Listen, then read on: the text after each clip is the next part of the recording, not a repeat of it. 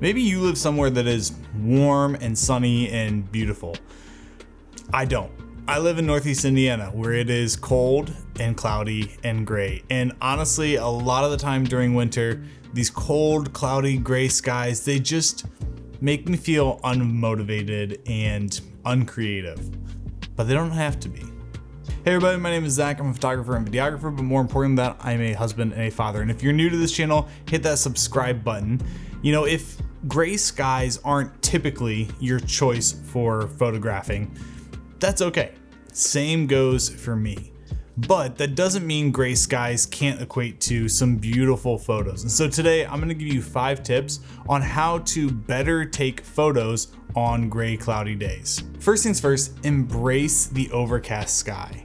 Yeah, cloudy skies may not be beautiful to look at, but they actually create some really amazing light. Think about it like this. When you're filming a video, in here, for example, in my studio, I've got light shining down on me and it's coming through a diffuser. The same goes for cloudy days. When you have clouds in the way of the sun, they're acting as these giant light diffusers, these giant soft boxes to create a soft look to your light. So you're not getting those harsh lines, you're not getting harsh shadows, the highlights and everything like that all kind of float together and become even.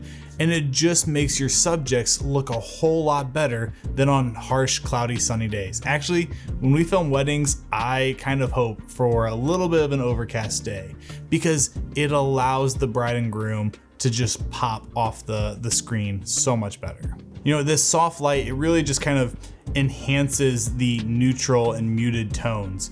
And so with things like snow or stone on a building, it really brings out those textures. And so you can use this to your advantage in order to create images that really focus on those beautiful neutral elements. Overcast skies can just help prevent distraction in your images and really allow your subject to remain the subject. So the next tip is to find color in your images. While the sky might be gray, that doesn't necessarily mean that everything that you're looking at is gray.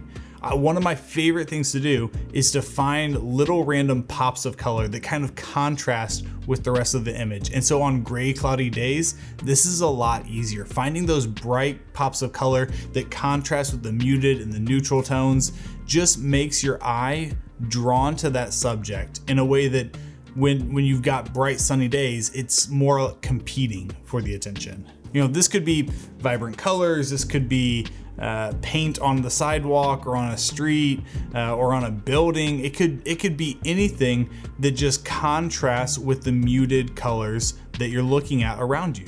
So maybe try experimenting with complementary colors to make the most of the soft lighting. Try pairing warm tones with cool environments, and when you do, you can create an inviting contrast to your images. Number 3 is use the sky as a negative space.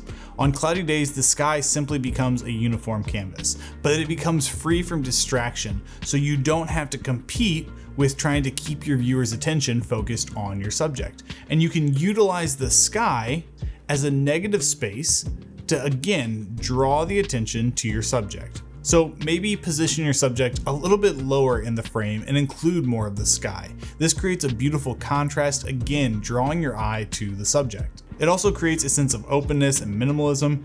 And when you do this, you can also create or emphasize the feelings of solitude, tranquility, or other dramatic moods. Number 4 is seek contrast in textures. So on cloudy days, again, the sky creates a neutral and a muted tone, which allows you to see more detail in your textures. So look for contrasting elements in the world around you. Maybe this is stuff like man-made versus natural stuff.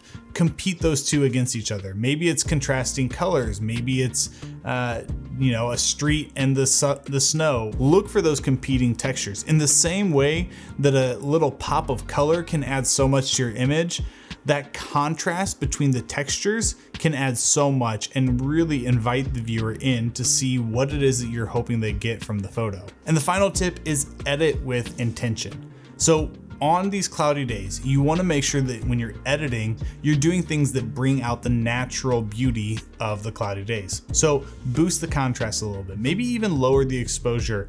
You can boost clarity to bring out the textures, or you can give your images a cozy feel by bringing up the warmth a little bit. If you want to create that moody, cooler tone, then bring the warmth down. And especially in winter scenes, leaning into that cooler side of the image will really enhance the moodiness of a cloudy day. One of my favorite things about cloudy days and editing photos on cloudy days is that you can create cinematic looking photos, utilizing the muted colors and the subtle contrasts. You know, editing a photo isn't just about fixing an image.